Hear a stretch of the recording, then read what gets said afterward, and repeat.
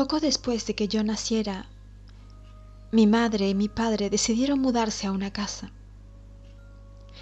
Mi madre dice que cuando llegó a esa casa sentía como si tuviera vida propia. Lo curioso es que no era una casa vieja. Todo lo contrario, parecía ser en realidad la primera familia que la había habitado. Conocíamos su historia y la primera parte de la casa se había construido cuando el dueño estaba vivo.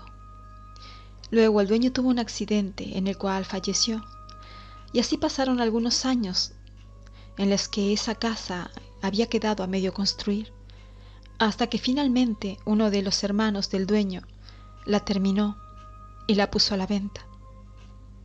Mi padre era conocido de este hombre, así que aprovechó la oportunidad para comprarla. Mi padre invirtió todos los ahorros en la compra de esa casa, así que él tenía que acondicionarla por sus propios medios, porque la casa tenía que estar lista para que llegáramos todos a vivir allí. No solamente yo, sino también mi madre, que estaba embarazada, y también mi abuela. Mi abuela para ese entonces ya casi no podía caminar, y mi madre estaba embarazada de mi hermano, así que tampoco pudo ayudar. Mi padre cuenta que esa casa al principio le pareció demasiado fría, pero él supuso que eso se debía a que estaba vacía y deshabitada. Sin embargo, por alguna razón, él sentía que no estaba realmente solo en esa casa. Una de las noches decidió quedarse pintando hasta la medianoche. Se quedó acondicionando el cuarto del bebé, que era una prioridad para poder mudarnos. Pasada la medianoche él ya estaba muy cansado, así que decidió acostarse unos momentos y, sin darse cuenta, se quedó dormido.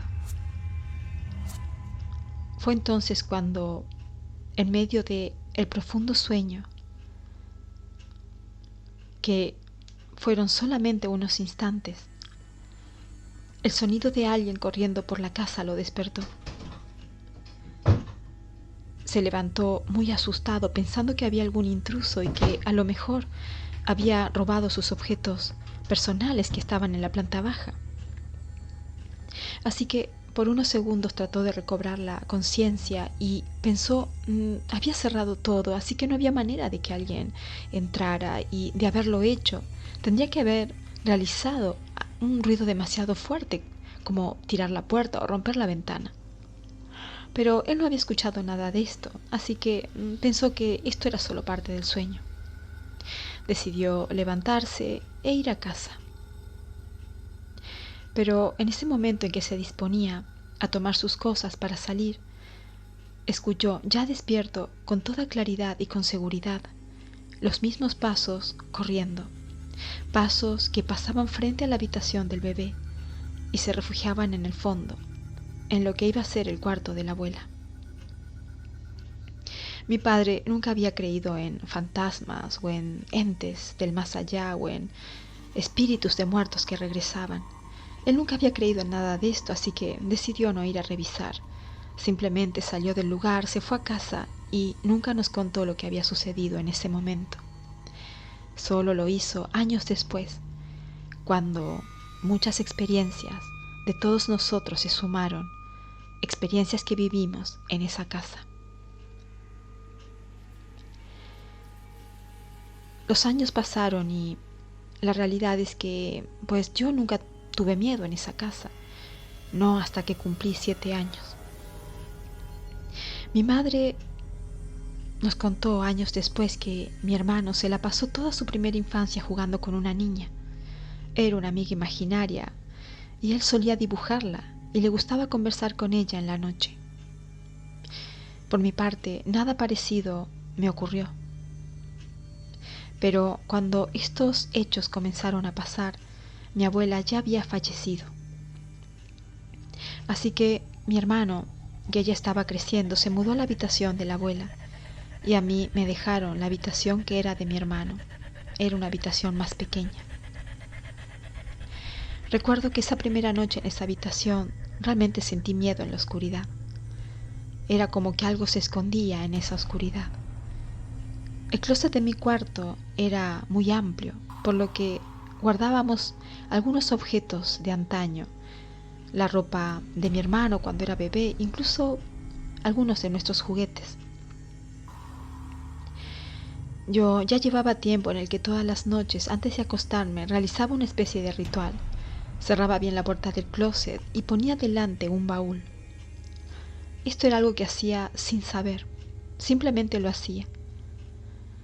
Excepto una noche cuando mis primas vinieron a visitarme y se la pasaron todo el día en casa. Yo realmente quedé muy cansada, así que me fui a dormir y olvidé de cumplir con este ritual. No puse el baúl delante de la puerta del closet. Comencé a quedarme dormida y fue entonces cuando sentí el sonido de la puerta del closet abrirse.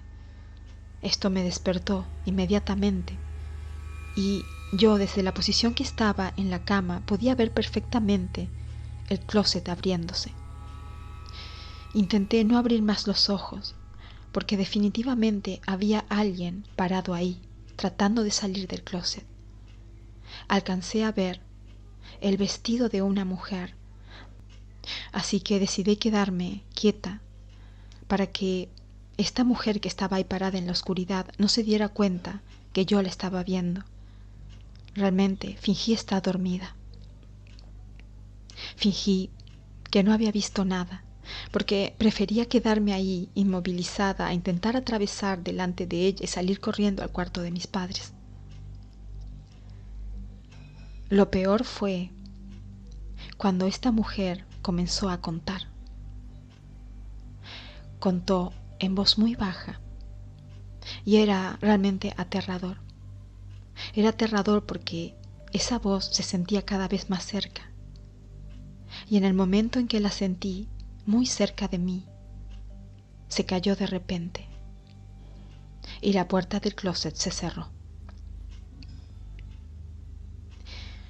Yo no me sentía segura porque sabía que a través de las rejillas de la madera esta mujer seguía observándome.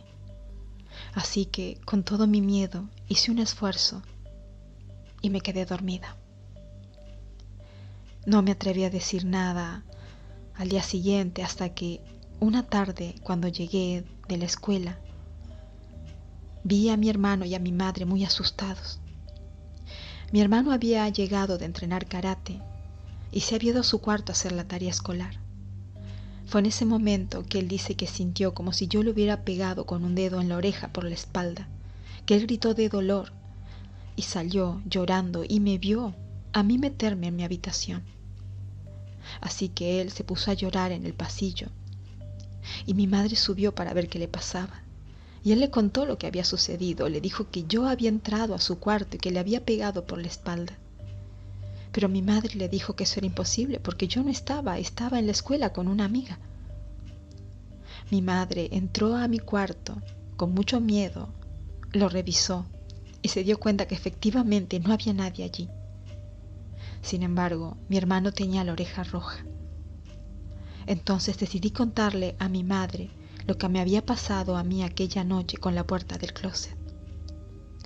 Ella a su vez nos dijo que ya llevaba mucho tiempo de no haber vivido experiencias aterradoras en esa casa, pero desde luego que le había ocurrido.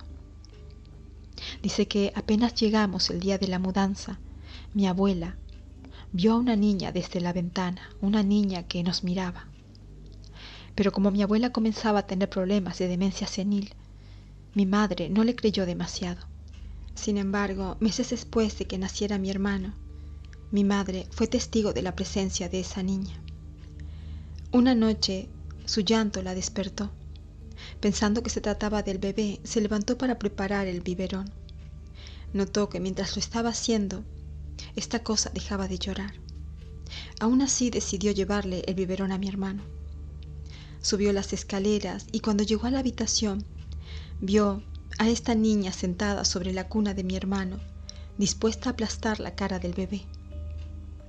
Como si hubiera sentido la presencia de mi madre, esta cosa se giró por encima del hombro, dejando ver unos ojos brillantes que casi provocan el desmayo de mi madre, la cual le gritó a mi padre y él en unos segundos estaba allí.